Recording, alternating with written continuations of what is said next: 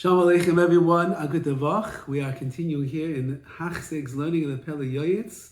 Today is day number 90. 90 days of the Pele Yoetz. 90 times better off than we were before we started. Baruch Hashem, connecting deeper and deeper to the world of Avodas Hashem, to Musar, to Midas, to Yer Shamayim, and the like. And today we begin a new chapter. Beis HaKnesses, a shul, a synagogue. The proper way to behave in such a place.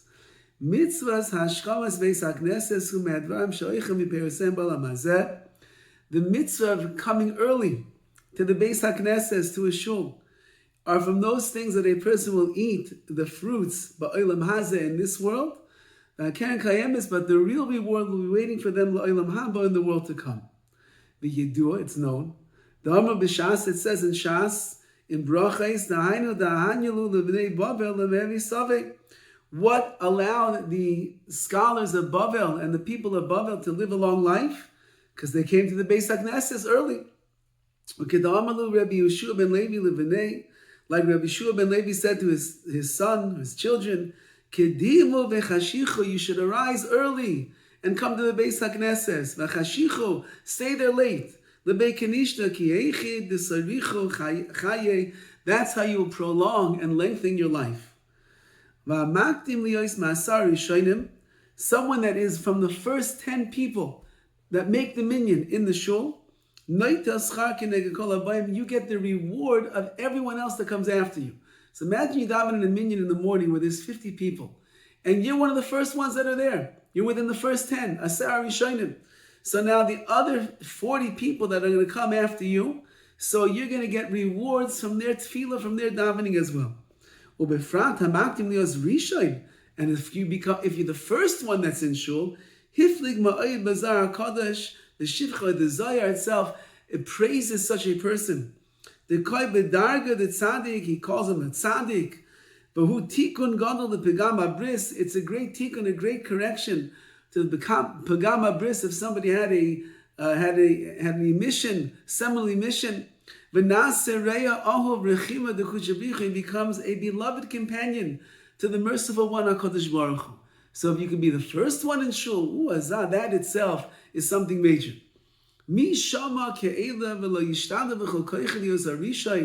Who could hear such words from the Zohar HaKadosh and not make every effort to be the first one in shul? Or at least be from the first 10 that are there. To give delight and pleasure to the Rebbeinu Shalom. Hashem, he gives good reward to those that do his ratzon, that do his will. There are many people that come early to the Beis HaKnesses. They could even be from the first 10 that walk in. Ella, however, they decide to sit outside of the Beis HaKnesses, Be'ezras Beis HaKnesses, like in maybe the lounge area, the coffee room as we would call it today, Laharbay Sicha, to just schmooze away with their friends. Ve'azvu la'acherim chelam, ve'ein sam alei ve'ein omakpid, and they allow other people to come in and sneak in and become the Esar Rishon, the first 10 that are there, and it doesn't bother them. It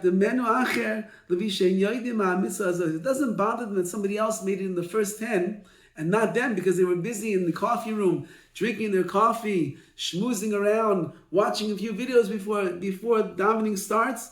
Because they don't understand how valuable the mitzvah is of being from the first 10 people that make the minyan in the shul. And there are those that make the coffee room or the lounge area of the Beis HaKnesses, but they make it into the Beis HaKnesses of Amaratzim, of the ignorant. What does that mean? They sit out there on Shabbos and the Mayadim and the festivals until the Shliach Tzibor reaches the words Baruch Sha'amar. Then they finally enter inside the shul, and they daven b'dil, they skip around, or they end up having to daven all by themselves because they missed Psukkah de Zimra, they missed the brachas, they're running late. Now, they were there early, but why did they get there early? To shmooze. They got there early to have a good time in the coffee room. The first cup of coffee that comes from the coffee machine, that's the best. So you're going to miss out on being from the 10 first people that are in the shul for all of that. Oy lahem, woe is to them, shegomlu ra'al lenafshem, they've caused evil and bad to themselves. V'rav amar azim es Hashem, and bad and bitter is the one who abandons Hashem. U'mishish biyad limcha is someone that is able to be meiche, who can protest and say, why are you doing this? Yimcha biyadam, you should protest. If you see people sitting outside during davening and they're waiting to come in and they're busy doing who knows what, maybe if you have the right rapport with them and they're going to listen to you and you're not going to come down on them and be rude to them and you're not going to criticize, and say, you know what a big mitzvah it is to be from the first 10 that come into the shul. If you fear HaKadosh Baruch Hu, don't sit down in that coffee room with them before davening starts. You might end up getting swallowed up in the cup of coffee like they did. V'yedua, and it's known, she'amru ala Rav Ha'arizal, the Arizal himself. Shalahayim me'asar rishonim, he was not from the first 10 to come to the shul. Why? There were many people that would come to the shul before dawn. They would get there early. But the Arizal wanted to enter into shul wearing his tzitzis, crowned in his tzitzis and his tefillin, wrapped in his tzitzis and crowned in his tefillin. Because the Zohar itself explains dramatically and with tremendous force, the great praise to a person who leaves their house and they come to shul, they are wrapped in tzitzis, and crowned in their tefillin. The machris kamai, it's as if the angels will cry out in front of him, give honor to the likeness of the king. Someone who comes in their tzitzis and their tefillin, already when they walk in the shul, you look like the king. Kol, I think, which is referring to the Rabbi Shalom, there's a godliness that you have. Kol kaval dena nichnas the beis nes b'loy tefillin, but someone who comes in the shul without their tefillin on. And they say the verse, I will bow to your heichal, to your sanctuary, your holy sanctuary, be your asech with your fear. HaKadosh says to such a person, Anhu Marai, do you really fear me? Hasad Sadusa the Shikra, you're giving false testimony over here. You're talking about bowing down with glory and honor to the Rebbeinu Shalom, but you're not wearing your tefillin. I am Bezayah HaKadosh Pashas V'eschanan. Take a look at the Zohar HaKadosh over there, and you'll see how he describes it. So, number one, says the Pele Yoetz, try to be from the Asar Rishonim, the first 10 that are there. If you could be even number one, that's incredible.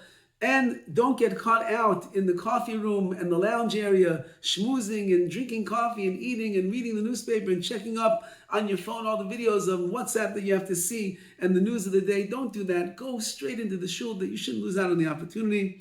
And if you're from those that would like to come from their home to the shul in their tzitzis and their tefillin, or some people in the outside area of the shul, before they walk in, they already put on their talis and their tefillin, you could walk in like that. That is something the Zohar says is very great. You have malachim, you have angels that are saying it's as if the king himself has walked inside the Beis HaKnesses. All the best.